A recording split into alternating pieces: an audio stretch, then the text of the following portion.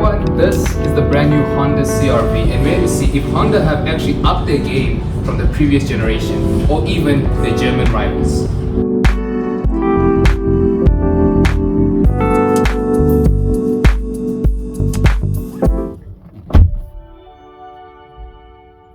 Okay guys, we are sat in the front seat of the new Honda CR-V, and I'm actually quite lost for words, and that doesn't happen too often. But inside this car, it is absolutely spectacular.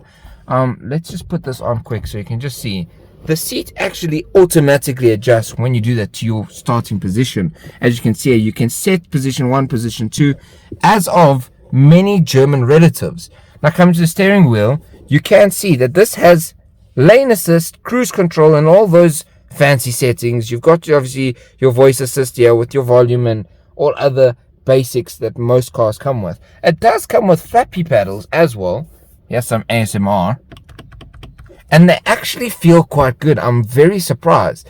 I mean, you go to a lot of German cars these days, and those are very plasticky and cheap feeling.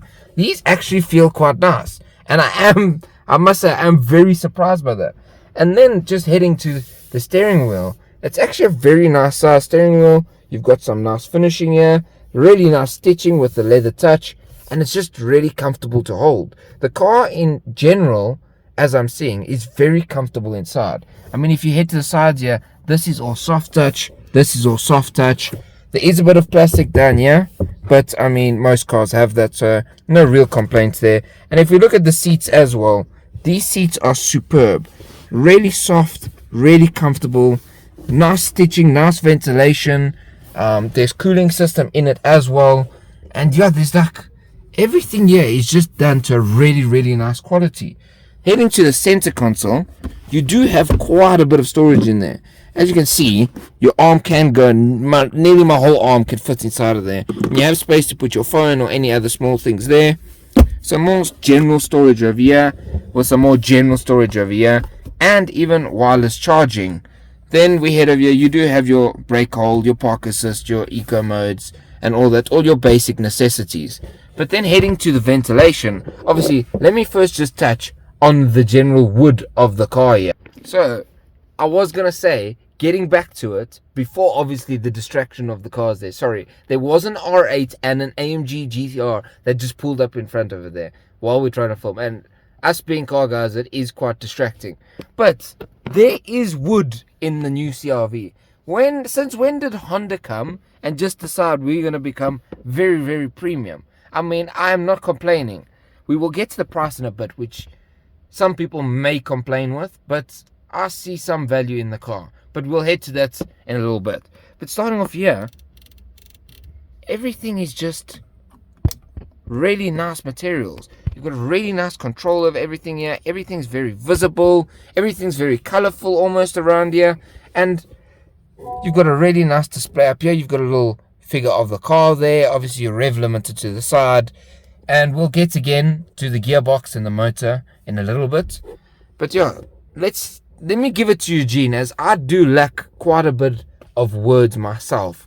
And let him tell you what it's like from the passenger side and a bit about the infotainment system.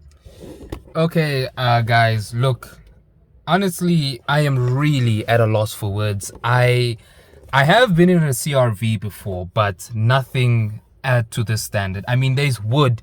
When, in God's name, did Honda ever think about actually putting wood in a CR-V? I'm not complaining. I love it. It's shocking, though, to think that a CR-V has wood, but an X3 has plastic going all the way over there. And then heading over to the infotainment system, you have already seen this already. Okay, that's a bit loud. But we have reviewed it in the Civic Type R and the Civic RS as well, of which you can check with the links up over here. But in general, it's a very good navigation system. If you actually head over to the navigation, it's a bit good. I wouldn't say it's the best, but it's good for what it is in its class. I mean, this car rides CX-5, maybe even the CX-50 and the CX-60. And in general, those cars are really almost a premium compact SUV. But in terms of everything else and general quality, this is a much better car than the RAV4, which is its main competitor, because we all know Toyota, when they want to cheap out, they will cheap out to the most extreme. So now, since this is a compact SUV, we have to check how the back seat is in terms of space and actual general quality. So let's head to the back. Okay guys, and then just one last thing before we move to the back that I really appreciate in a car is the doors, the handles, and how the doors feel when you open and close them. And the Germans seem to have mastered this, along with a few other brands such as like Volvo, where there is generally really good quality. And I must say, when you open and close these doors, they have weight to them, they have a feeling to them. They don't feel easy and cheap. They feel really sturdy, really well made, and it does really feel German to me. I mean, along with this again wood trim with the gloss, almost piano black styling here, it is just really phenomenal. So let's head to the back. Okay guys, we are now in the back of the brand new CR-V, and I must say I have driven the previous generation facelift and pre-facelift CR-Vs, and I was already surprised by them back then. But sitting in this now, this is really comfortable. The quality in this car is absurd for what it is. I mean, many people don't see Honda as a premium brand, but they really have stepped it up with some really nice lighting coming inside here. All these seats are really plush, some beautiful stitching in them actually. Very comfortable, especially on this lower back part over to the headrest. Everything is finished to the T, really good quality. You've got some more soft touch and some general soft touch here with some more wooden trim. And when I say you have legroom, there is legroom. If you're 7 foot tall, I think you might fit in here. And that's not a joke. So headroom wise, there's some decent headroom. Obviously it's a bit lower down here because you do get a double sunroof over here, or double viewage sunroof I should say, which is actually also really nice for summer days like we have at the moment. But yeah, the general space in this car is absurd.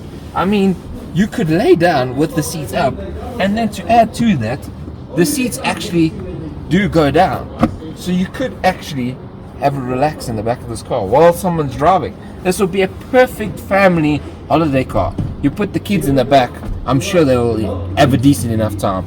So let's head to the back, because if you didn't know, the new CR-V is a 7-seater. So let's see how much space is there now. So since the new CR-V is actually a 7-seater, I want to try out the back seats. And as you can see, as a person who is about 5'8", this is not a really comfortable place for adults and really grown people in general. This really is for children and really going on short journeys or even sometimes long journeys. But in general, you can really see that this really isn't a massive space. Not something like even a Land Cruiser or even a Land Rover. So if you really were to use these back seats, I think maybe think twice about that. So actually, let's actually head to the rear boot space so that we can actually see if it is as practical as they say. So now that we've actually come to the rear end and the rear trunk space or boot space of this car, you can clearly see that with the seats upright, you really don't have much of space and storage. You can maybe fit a traveling bag that's as small as this or as tiny as this.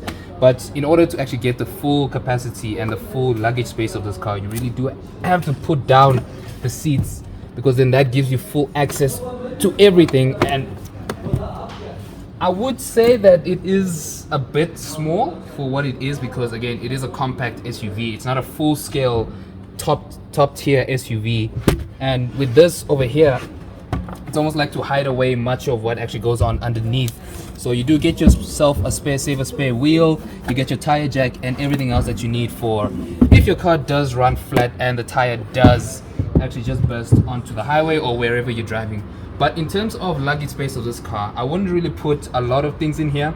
Maybe 2 carry-on suitcases, that would be much of enough. But because of how much space the rear seats actually take up, I wouldn't really be putting a lot of things back here. Shopping is fine, but in terms of traveling for days on end, weeks on end, I think it's just best to actually just delete the rear back seats. So actually, let's head to the front so that we can actually talk about the engine. Okay guys, we are now at the front end of the new CR-V to see what's underneath the hood. And underneath the hood of the new CR-V, you have a quite more common engine, I'd say, in the Honda franchise at the moment. It's the 1.5 litre turbo, which you do find as well in the Civic RS, which, as we have said, you can watch with the link below. Or up above. And this engine generates 140 kilowatts, 240 newton meters of torque. But the funny thing we have seen on this is it does have a VTEC turbo in a CR-V, which I think is actually quite cool for Honda to have done, is to add VTEC to their family SUV. Now this has more or less the same engine as the Civic RS, but does have a bit more power, and compared to the last model as well, it has a very slight increase of around 10 kilowatts of power.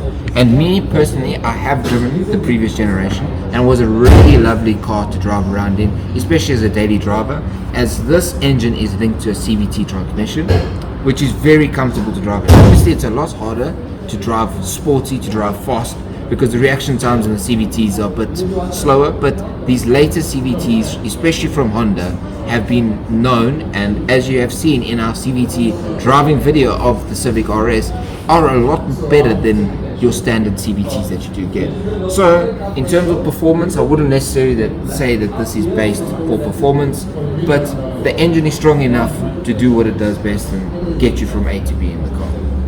Okay guys, heading to the exterior design of the new Honda CR-V, and we have come outside now of Honda Center over here. Come and give them a visit, and thanks to them again, Honda Santon, thanks for letting us do what we love and letting us bring you the content that you guys enjoy. So just looking at the front here, this is the new CR-V, and here is the CR-V's predecessor. So there are some very, very big changes that have come with the car. The car has become a lot more modern, and I think in some ways better looking, I must say, especially coming from the lights of the car. As you can see here, these lights to me look a lot more technical, a lot more advanced than the lights on the previous generation. As well as the front. The front is a lot more attractive now. The car actually has a more German side to it. If you can see from that 3/4 view for the rear, it actually looks a bit like a Tiguan or a Touareg or something from the German side of things. Whereas everyone used to say the CR-V was a bit of an awkward shape.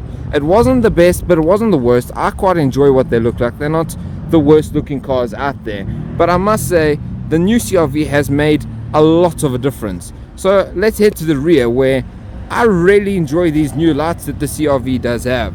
And if you compare it to the old one, they really have upped the scale again from the rear view of the car.